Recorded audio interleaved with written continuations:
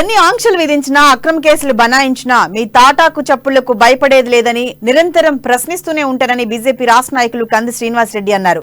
అమ్మా news డైరెక్టర్లపై case నమోదు చేసి నోటీసులు పంపించడాన్ని ఆయన తీవ్రంగా ఖండించారు. ఆదిలాబాద్ జిల్లా కేంద్రంలోని ప్రజాసేవా భవన్ వద్ద వందలాదిగా తరలివచ్చిన అభిమానులు అమ్మా న్యూస్ వీక్షకులతో కలిసి ఎమ్మెల్యే జోగు రామన్న చర్యలను దుయ్యబట్టారు. మీడియా ముఖంగా ఆయన వ్యవహార శైలిని తూర్పారబట్టారు.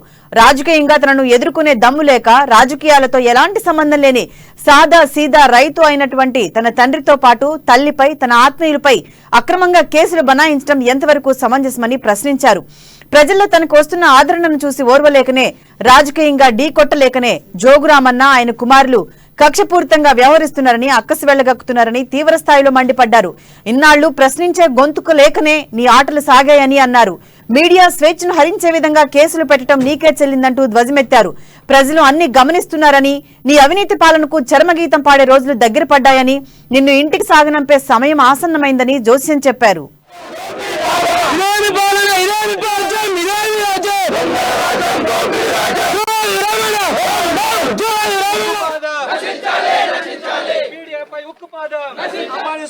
అక్రమ కేసులు వెంటనే మీడియా స్వేచ్ఛను వెంటనే పునరుద్ధరించాలి. మీడియా స్వేచ్ఛను కాపాడాలి.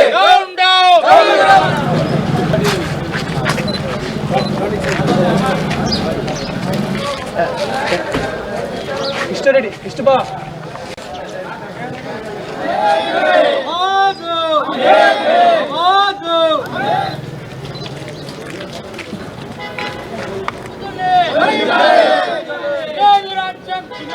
పెట్టిన కేసులని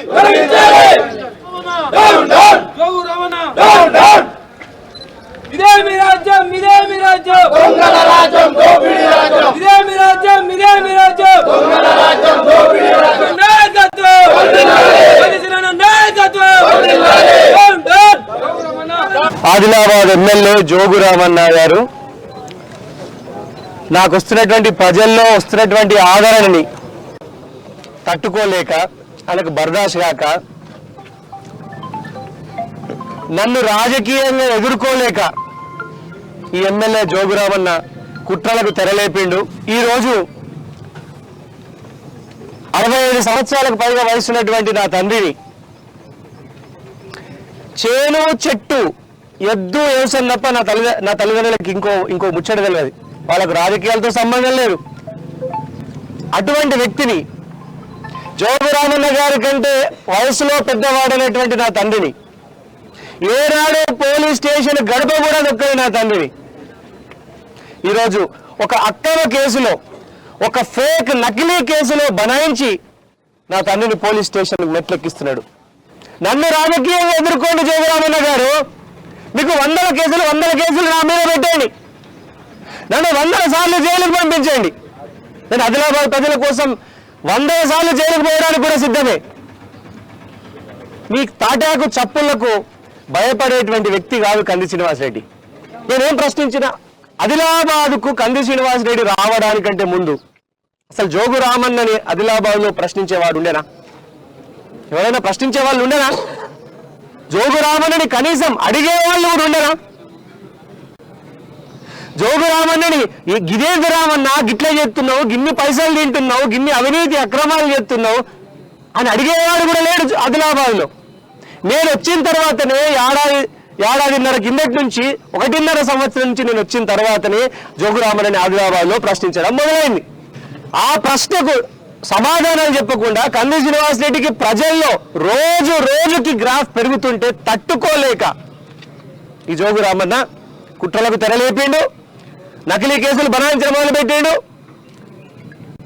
ఈ మధ్యనే టీఆర్ఎస్ వాళ్ళు, బీఆర్ఎస్ వాళ్ళు చెప్తున్నారు, ముఖ్యమంత్రి కేసీఆర్ గారు స్వయంగా జోగు రామన్నకి ఫోన్ చేసి, స్వయంగా నా మాటల్ని ఆన్ రికార్డ్ చెప్తున్నాను, స్వయంగా జోగు రామన్న గారికి ఫోన్ చేసి అమెరికా నుంచి వచ్చినటువంటి పిల్లడు పొట్టు తిరుగుతున్నాడు ఆదిలాబాద్లో, కష్టంకు సుఖంకు పైసలు వారు ఇస్తున్నాడు, అదే ప్రజల్ని ఆదుకుంటున్నాడు, అన్నదానం కూడా చేస్తున్నాడట.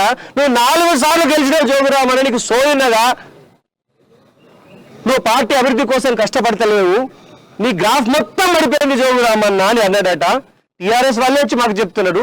దాన్ని ఆయన ఇక నిరాశకు లోనై నిస్పృహకు లోనై జోగురామన్న కంది శ్రీనివాస్ రెడ్డిని రాజకీయంగా ఎట్లా ఖతం చేయాల. కానీ కంది శ్రీనివాస్ రెడ్డికి ఏమి అవినీతి లేదు, అక్రమ మకిలి లేదు, అవినీతి మకిలి లేదు అని ఈరోజు మా తల్లిదండ్రుల్ని, మా మేనబావని వాళ్ళందరికీ నోటీసులు ఇచ్చి ఈరోజు పోలీస్ స్టేషన్ గడప ఎక్కేయడం అంటే గనక జోగు రామన్న రైతులందరినీ వంచిండు, జోగు రామన్న రైతులందరినీ అవమానించినట్టే. నాకు చిన్నప్పటి నుంచి రాజకీయం గురించి నాకు ఏం తెలియదు, రాజకీయంలో లేను. నేను కూడా వ్యవసాయం చేసుకొని బతికేటోని. నేను అమ్మానీసు పెడదామంటే ఆదిలాబాద్ ప్రజలకు బాగుంటుంది, అన్ని విషయాలు తెలుస్తాయి అని పెట్టుబడి పెట్టిన. నేను పెట్టుబడి పెట్టి మా వర్కులకు ఇచ్చిన తర్వాత ఇప్పుడు నా మీదే ఈ కేసు బనాయించి పెట్టిండు.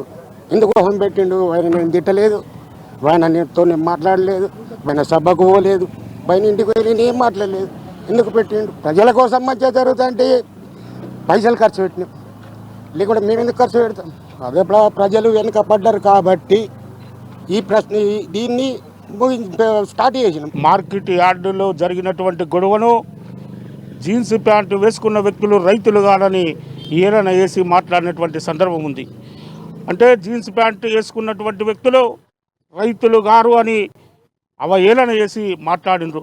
ఆ రోజు మా గ్రామ వాస్తవుడు రంగనేని కిషన్ రావు కూడా అందులో ఉన్నాడు. నాకు తెలిసి మేడుగూడ ఎక్స్ఎంపీటీసీ ఇటువంటి రైతు కుటుంబాలు, రైతు వ్యవసాయ కూలీలు అందులో పాల్గొన్నారు. అయినా జోగు రామన్న గారు తన మీద వచ్చే అబండాలను కప్పిపించుకోవడానికి వాళ్ళు రైతులు గారు జీన్స్ ప్యాంటు మీద సంఘ వ్యతిరేక శక్తులుగా చిత్రీకరించి 32 మంది రైతుల మీద ఆనాడు అన్యాయంగా కేసులు పెట్టిన చరిత్ర జోగు రామన్న గారిదని చెప్పి జోగు రామన్న గారు అమ్మ న్యూస్ ఛానల్ మీద, అంటే అమ్మ న్యూస్ ఛానల్ అంటే దాదాపుగా తెలంగాణ రాష్ట్రంలో, ఆంధ్ర రాష్ట్రంలో 60 లక్షల గొంతుకల్లో ఉన్నటువంటి అమ్మ న్యూస్ ఛానల్ను